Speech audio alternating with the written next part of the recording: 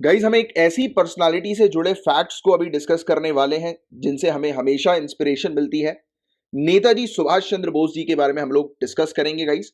अभी recently government of India ने decide किया है कि इनका एक बहुत ही भव्य एक ग्रैंड स्टैचू नेताजी सुभाष चंद्र बोस जी का इंडिया गेट पर जो है वो लगाया जाएगा, इंस्टॉल किया जाएगा इनकी 125th बर्थ एनिवर्सरी के अवसर पर।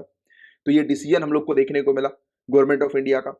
और नेताजी सुभाष चंद्र बोस जी के बारे में कुछ फैक्ट्स की बात करें तो सबसे पहली इंपॉर्टेंट चीज कि इनका जन्म जो है वो कब हुआ था, 23 जनवरी 1897 को। और 23 जनवरी की बात करें गाइस तो इस दिवस को पराक्रम दिवस के तौर पर भी मनाया जाता है। इनकी जो जयंती है, बर्थ एनिवर्सरी, उसे पराक्रम दिवस के तौर पर भी मनाया जाता है। याद रखिएगा, एग्जाम में क्वेश्चन आ सकता है। बंगाल प्रोविंस के अंदर ओडिशा डिवीजन कटक में ये जन्मे थे, राइट। और नेताजी सुभाष चंद्र बोस जी 2 बार इंडियन नेशनल कांग्रेस के प्रेसिडेंट भी इलेक्ट हो चुके हैं।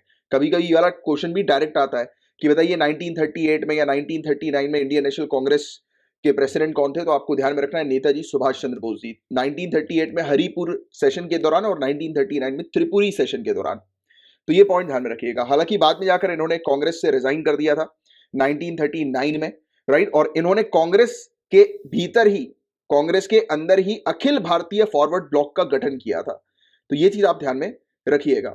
और 1919 में इन्होंने क्वालिफाई किया इंडियन सिविल सर्विसेज एग्जामिनेशन को, जिसकी आप में से काफी सारे स्टूडेंट तैयारी कर रहे हैं यूपीएससी एग्जाम की, राइट। तो हमें इनसे इंस्पायर्ड होना चाहिए कि उस समय, जिस समय बहुत कठिन होता था इंडियन सिटीजन के लिए इस एग्जाम में अपीयर होना, उस समय इन्होंने क्वालिफाई कर लिया।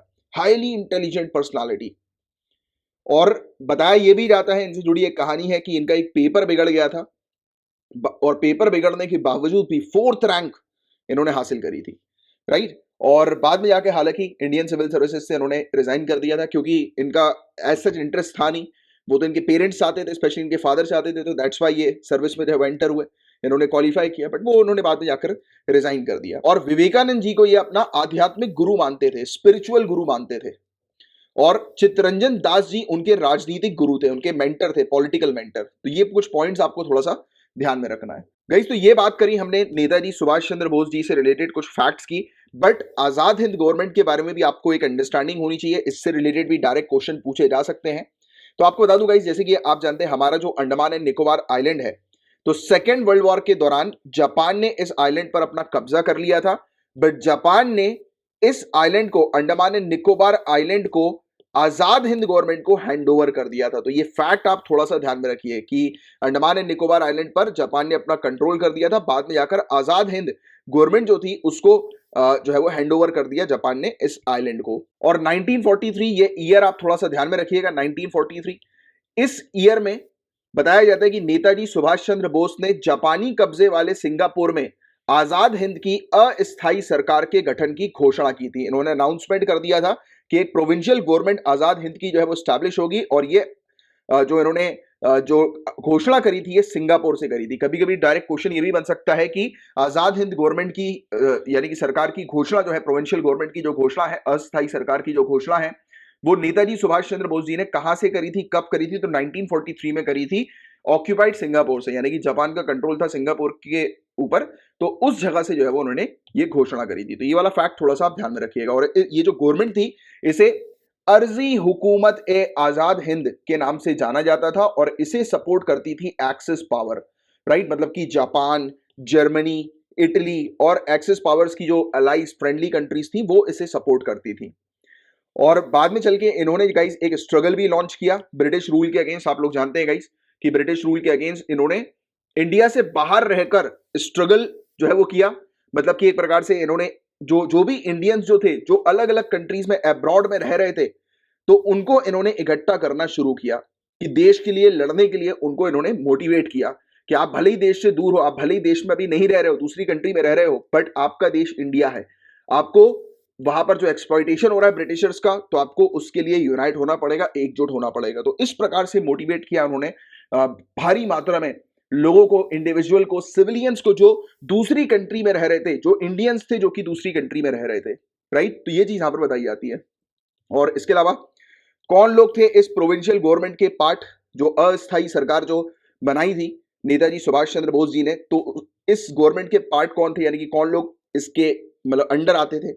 तो जो भी इंडियंस, जैसा मैंने भी आपको बताया, जो फॉरेन कंट्री में रह रहे थे, अब्रॉड में रह रहे थे, तो इनको इन्होंने इकट्ठा किया, नेताजी सुभाष चंद्र बोस जी ने यूनाइट किया, सभी भारतीयों को जो है विदेश में रहने वाले इनको शामिल किया, और इंडियन नेशनल आर्मी के जो एक्स प्रिजनर जो हम लोग को देखने को मिलते हैं, एक्स प्रिजनर जो पूर्व कैदी जो थे, और हजारों नागरिक स्वयंसेवक जो सिविलियन वॉलंटियर्स जो थे, वो आजाद हिंद फौज में शामिल हो गए। भारी मात्रा में लोग, जो लोग मलाया में यानी कि प्रेजेंट डे मलेशिया में, म्यांमार यानी कि जो बर्मा के नाम से जाना जाता था, तो मलाया और बर्मा में रहने वाली भारी मात्रा में जो पॉपुलेशन जो थी, इंडियन पॉपुलेशन, तो इस पॉपुलेशन को जो है वो एकजुट किया, यूनाइट किया, और इंडियन नेशनल कांग्रेस में सभी लोगों को शामिल कर लिया नेताजी सुभाष चंद्र बोस जी ने।